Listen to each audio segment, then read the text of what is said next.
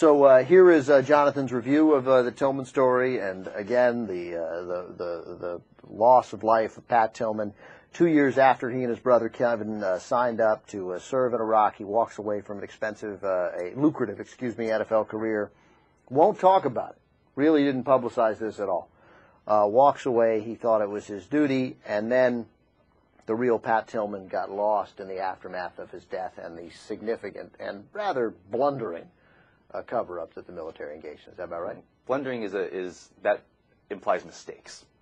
There were no mistakes in how they covered it up. Oh no, I think there were mistakes. It was incredibly poorly covered up. You don't think so? That's true. That's true. I mean, as far as the cover-up goes, it was a particularly bad one because there were literally hundreds of people who could have said, "No, this is not what happened." Because everybody knew that he wasn't killed by the enemy. Right, exactly. It was friendly fire, and then even after there was friendly fire, cover-up continued. So anyway, let's play your review, and then we'll talk more about the film afterward. Here's Jonathan's review of the Tillman story.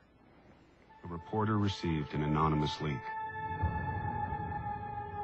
It was a copy of a top-secret internal communique known as a P4 Memo, sent just 7 days after Pat's death and a full month before the family learned of the fratricide. The P4 Memo states they must warn the president about this because they'll be giving speeches and that they shouldn't be embarrassed if the circumstances of Pat's death become public.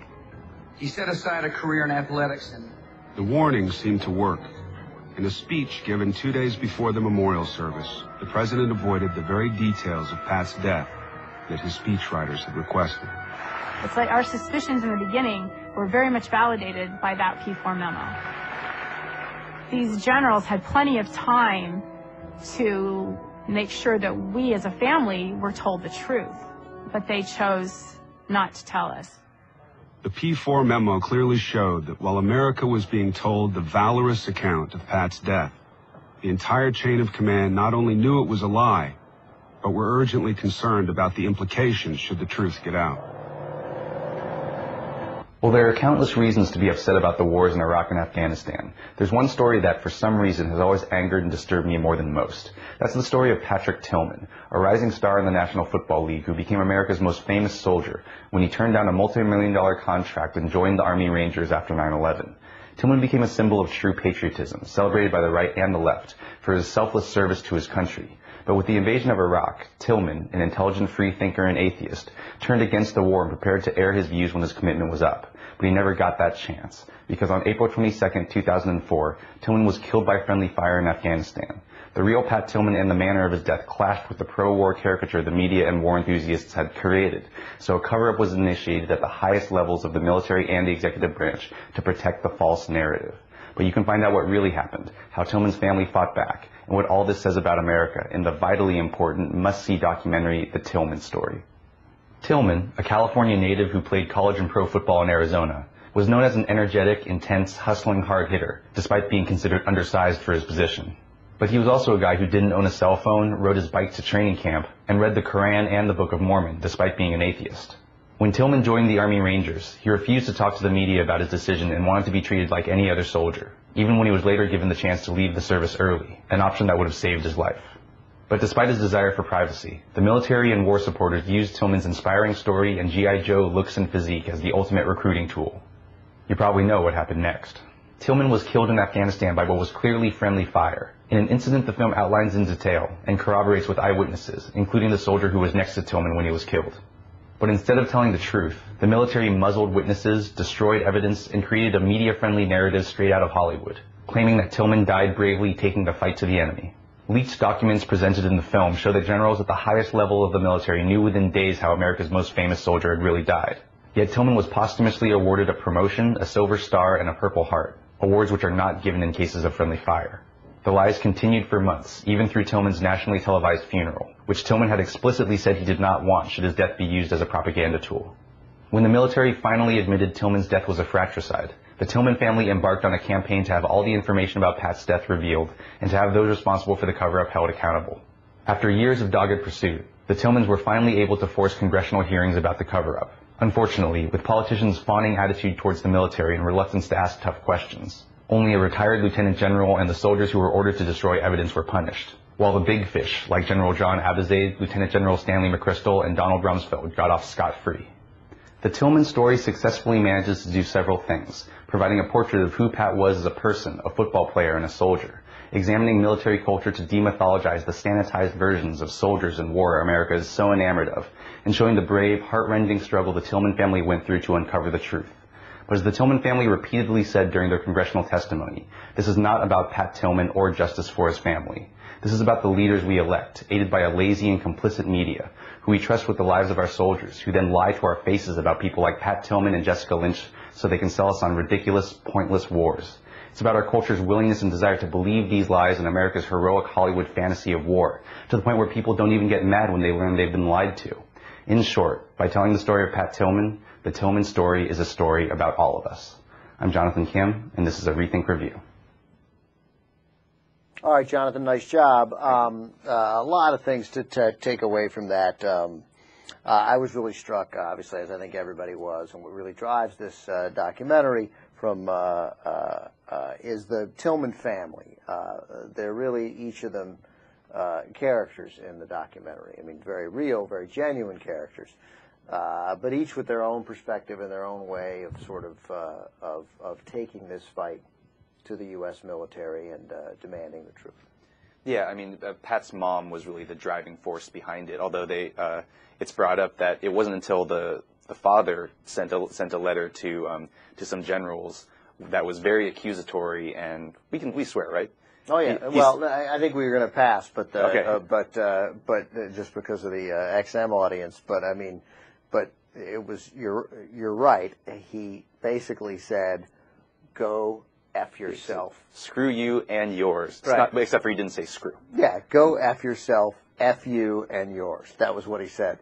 And that caused a reaction. Yeah, basically, the military took that as a formal accusation of a crime, and that was what caused the investigations to start happening. Although when the investigations did start happening, and this is in the movie, Lieutenant Colonel Ralph Kozlerich, who he conducted either the first or the second investigation. I've heard different things, but he had said, but there have been numerous unfortunate cases of fratricide, and the parents have basically said, okay, it was an unfortunate accident, and they let it go. So this is, I don't know, these people have a hard time these people, the Tillman family, have a hard time letting it go. It may be because of their religious beliefs.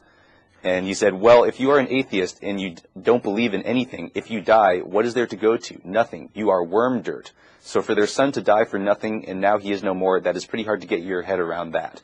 He told that to ESPN Radio. He was dismissing the complaints of the Tillman family, the efforts of the Tillman family, led by the mother, Danny, to get at the truth, because he thought, well, they're atheists.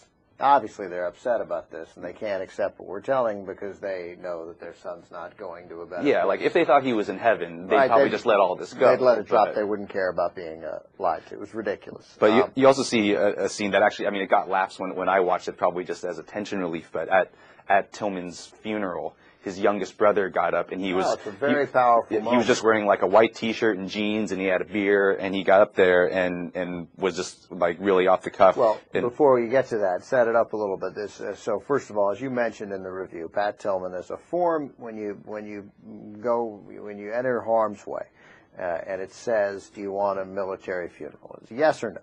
And Pat Tillman circled no. It couldn't have been more clear. It's actually on there twice. It's like, do you want a military funeral? And then it says, if you die, would you care for a military funeral? And it's circled twice. And then at the bottom, he writes, I do not want a military funeral. Pat Tillman. And he had to smuggle that document out. He wasn't supposed to but he smuggled it out and sent it to his wife because he felt like, if I die, they're going to try to use me for pro-war propaganda, and I don't want that. So here's a copy of this document. He was very clearly opposed to the war in Iraq, and was growing disillusioned with the effort in Afghanistan, although it is the effort in Afghanistan that prompted him to sign up, or at least it was certainly the attacks on September 11th, and he was eager to fight in Afghanistan, in no way eager to fight in Iraq. So they have this military funeral that he didn't want. A lot of generals there, including General, what's his last name? Kensinger. Kensinger, who led the first investigation. There were a lot of people there who knew that he had died of fratricide, but were there listening to people say that he died taking the fight to the enemy and calling out commands, you know, for his unit to take the position. And John McCain is there. John McCain. And eulogies that had little to do with the facts. All of people in general saying, well, Pat's in a better place. He served his country and now he's with God, and that led to his brother taking the stage. So his brother got up there drinking a beer and he said, Pat isn't with God. He's effing dead. He wasn't religious. So thank you for your thoughts, but he's effing dead. Yeah, and it really wasn't hostile. It was just a statement of facts. It was a moment of, it was definitely a statement of facts, but it was more a brother who loved his brother. He called him a champion, and he broke down a little bit. But saying, hey, man, this is my brother's funeral, and you guys are not even coming close to respecting who my brother was. And so just to be clear, he's not with God. He's just dead, and we should get behind that. But thank you for coming, and I appreciate those thoughts. Like, I know they don't come from an evil place, even though I think if you asked him now, he would say they came from a rather bad place. And by the way, he's Richard Tillman, Kevin Tillman, who Pat Tillman signed up with. No talking. He's out of the military now. He served his 3 years. He continued to fight after his brother's death. He served the 3 years that he and his brother had committed to.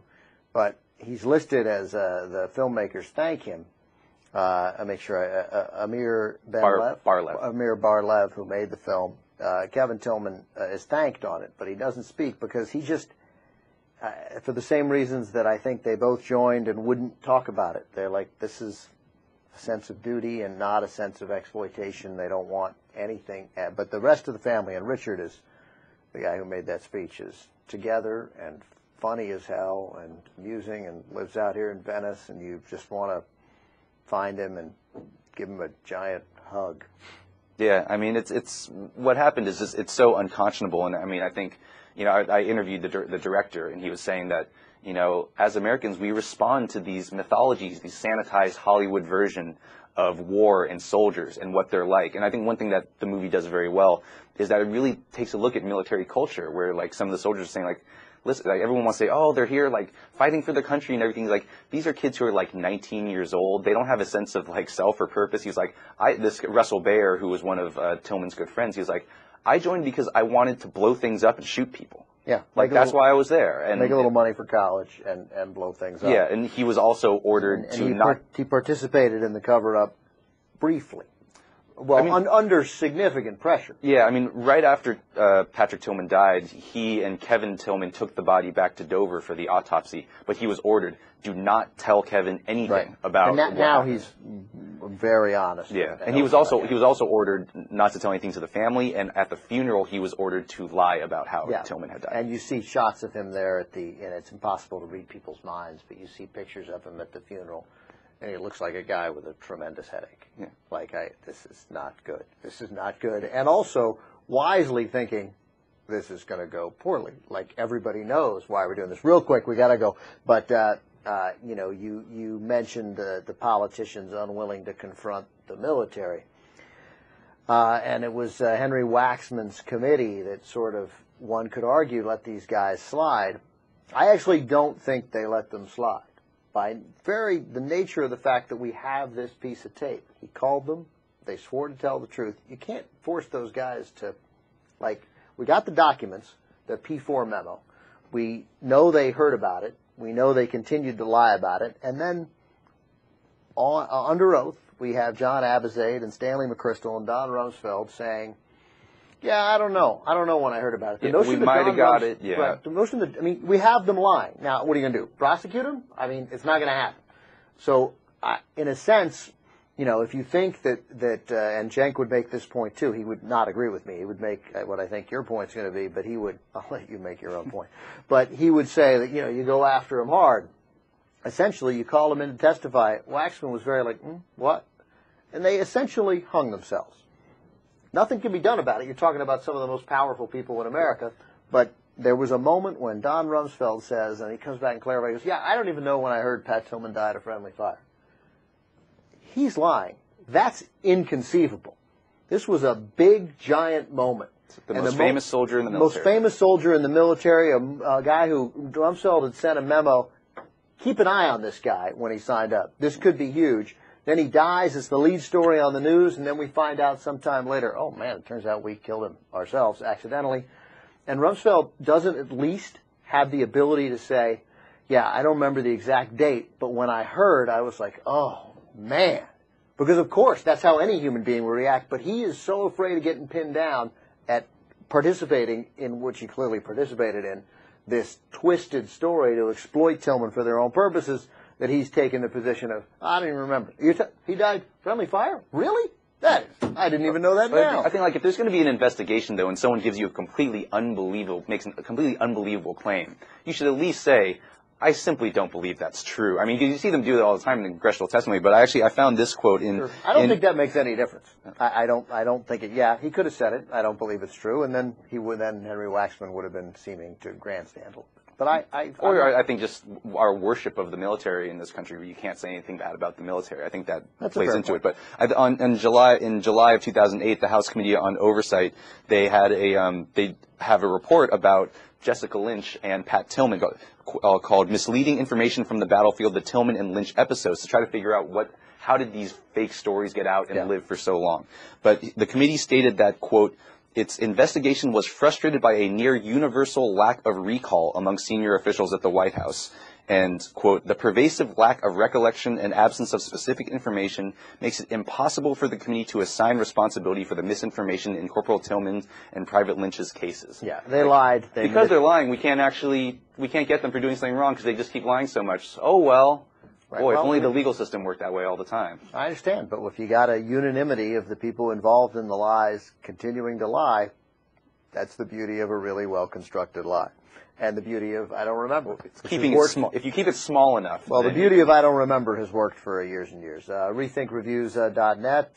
Both of us and Christy Lemire, who was here earlier, and our review is up on at the What the Flick on the Young Turks YouTube page. One thing real quick. So this movie comes out today, August 20th.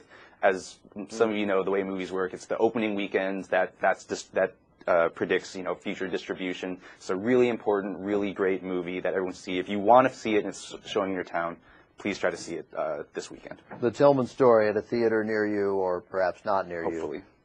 But it's worth driving to. Jonathan, thanks.